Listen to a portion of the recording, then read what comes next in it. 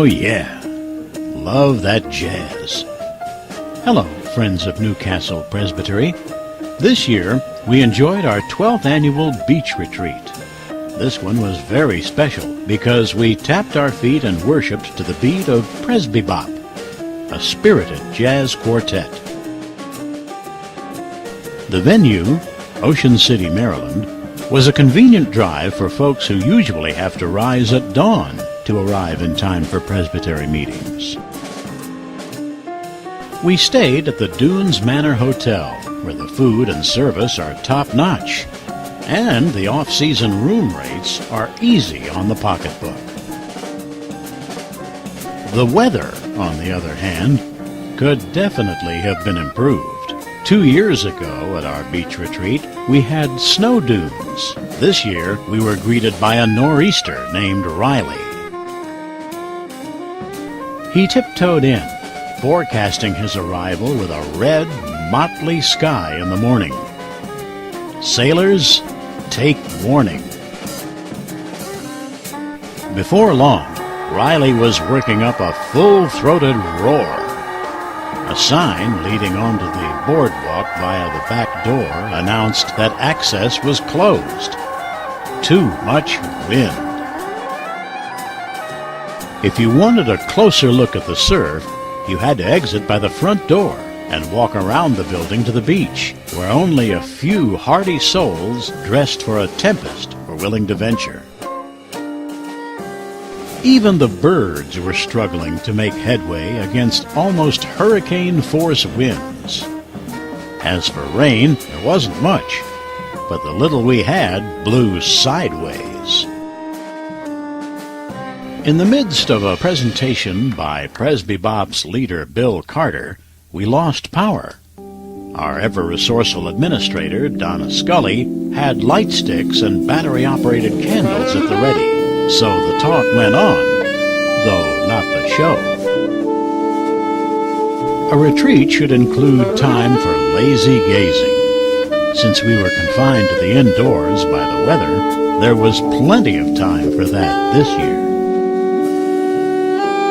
And for cozy gatherings over wine and munchies. For catching up with old friends and making new ones. For gathering around the piano, requesting old favorites, and for getting into the swing of jazz. Wow, love that smooth sax of Al Hamm. Watching the musicians perform was as fun as listening. Their hands bespoke years of practice, and right this moment, spontaneity.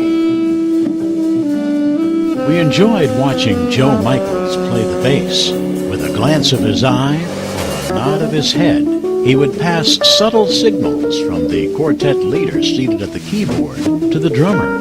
We learned that there is a lot of visual as well as oral communication between musicians as they improvise. And each one, from time to time, gets a chance to show what he can do. To really strut his stuff. A whole lot rested on the drummer, Ron Vincent. When he cut loose on a solo, he dared not confuse the others with adventurous improv so that they might lose the beat. Jazz invites individual expression and demands cooperation. It's a kind of musical conversation.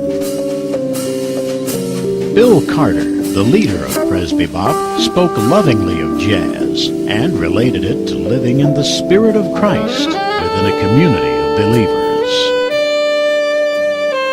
Dr. Harold Delhagen, the leader of the Synod of the Northeast, shared what he and his colleagues have learned about moving towards such a beloved community.